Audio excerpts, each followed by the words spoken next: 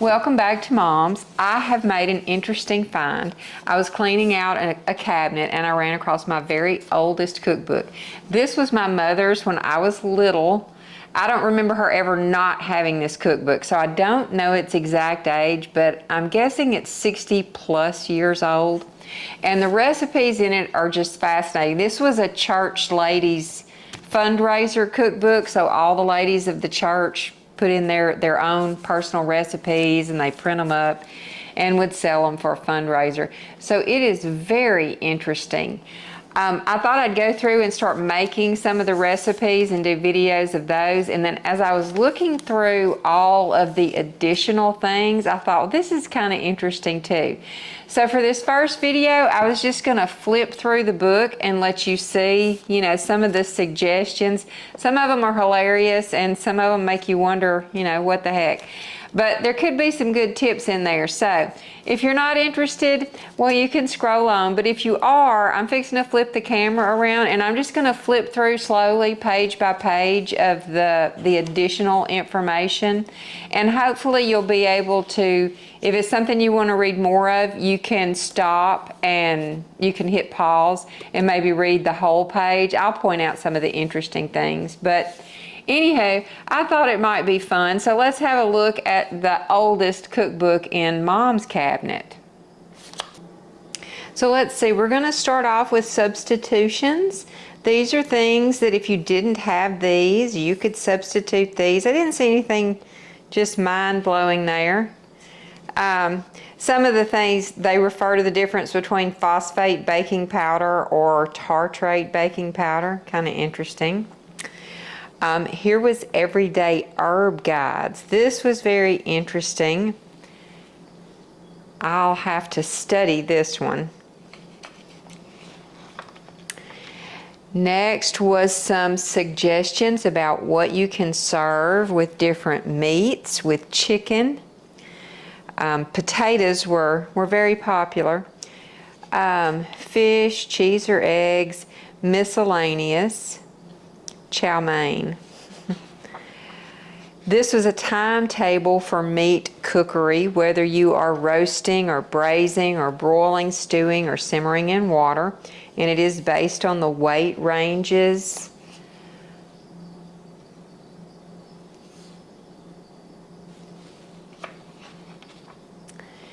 Next is your seafood, and this even tells you what year certain fish are in season. I thought this was cool, ways to use leftovers. What if you have leftover, egg whites or sour cream or cooked things, cookies. You can make brown Betty or an icebox cake. Your cooked or canned fruits. This was a list of how much you need in order to serve 100 people, but it is careful to let you know here at the bottom, if you only have 50 people, you can divide this by 2, or 25, you can divide by 4. The graphics are just precious, huh? How to make 26 new fillings for sandwiches. Quick and easy snacks, more sandwiches. These are things that your kids might like for small fry. Here is some lunch suggestions. Sandwiches, heavenly hamburger bake. That's a whole recipe right there. We might have to try that one. A 2-page spread on the perfect pie, including how to do your crust. Here is some diet suggestions. If you want to reduce, it lets you know a diet if your ideal weight was 105 to 125, all the way up to 165 to 185. And then here's a place for you to record your weight loss journey. Here's some suggested menus for your diet. 3 meals a day.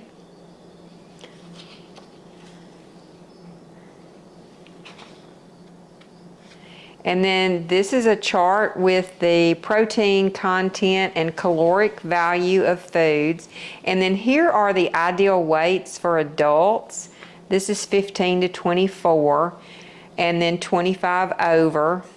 So the large frame woman of 5'6", which is me, would need 138 to 150 pounds. I shall have to shed some weight here. Maybe the diets will help me out.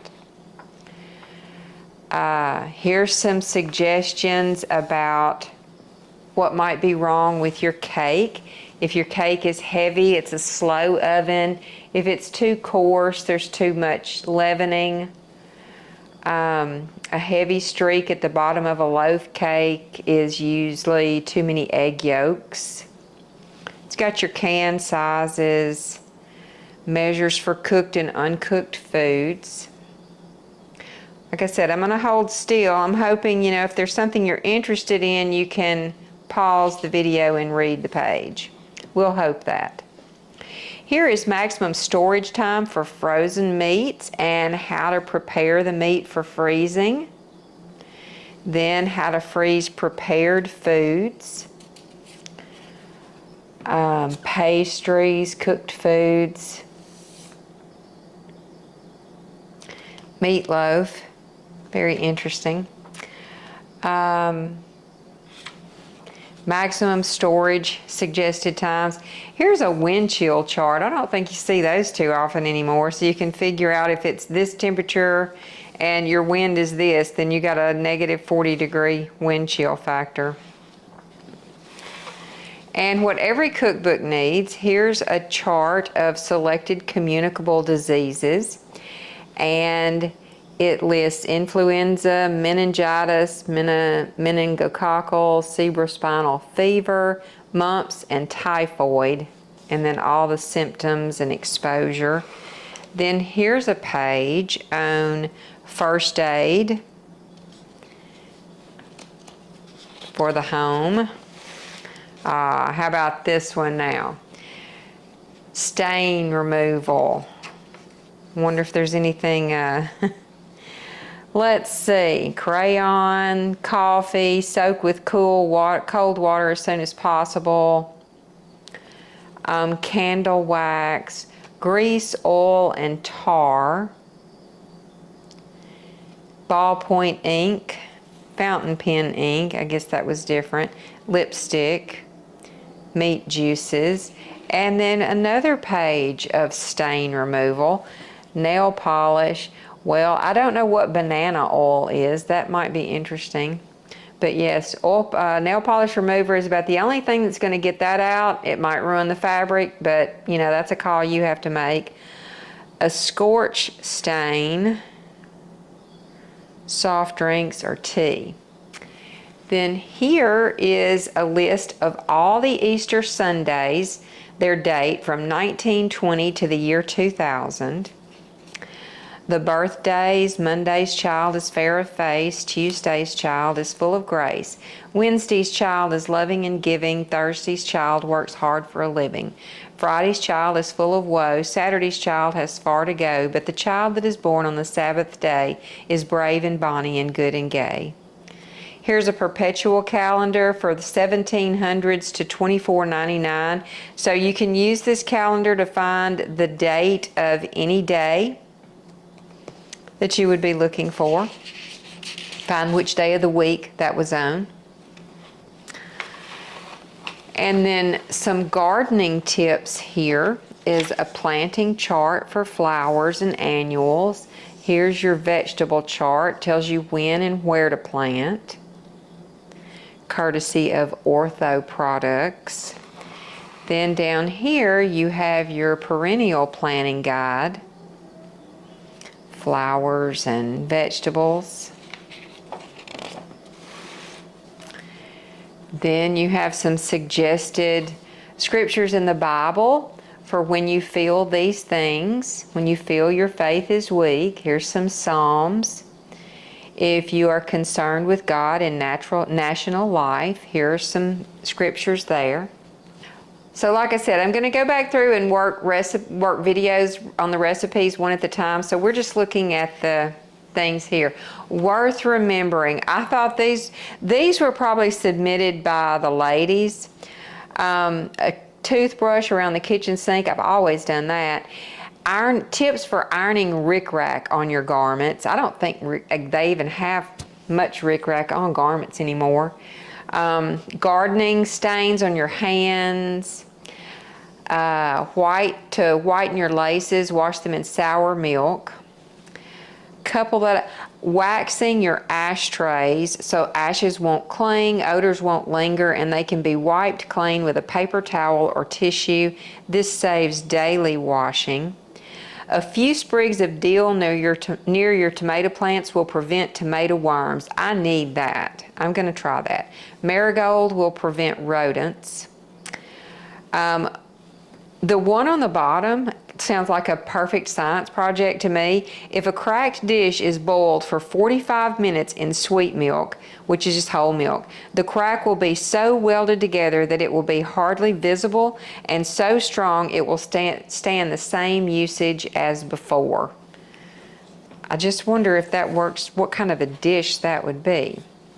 All right, over here we have some salads and salad dressings for fruit and vegetables, and vegetables. I thought this was cute. Tips to the carver. Convention doesn't forbid your standing up to carve, so if it's easier, stand up. And then to the hostess, a large roast can be carved more easily after it stands for about 30 minutes. Let's see what we have next. And this is just called Kitchen Ideas.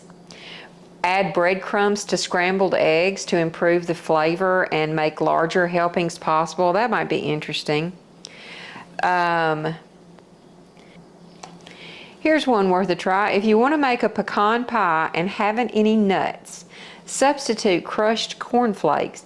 They will rise to the top the same as nuts and give a delicious flavor and crunchy surface. Well, I'm really going to have to try that. I mean, a cornflake pie? Come on.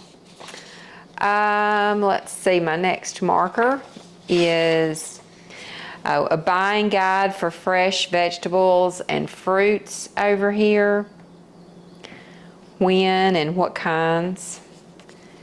Then here's some more kitchen ideas. Potatoes soaking in salt water before baking.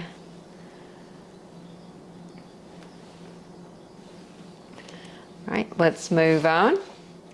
And worth remembering here is a pie crust will be more easily made and better if all the ingredients are cool. Looks like all pie and cake things. Then there's a candy and frosting temperature chart.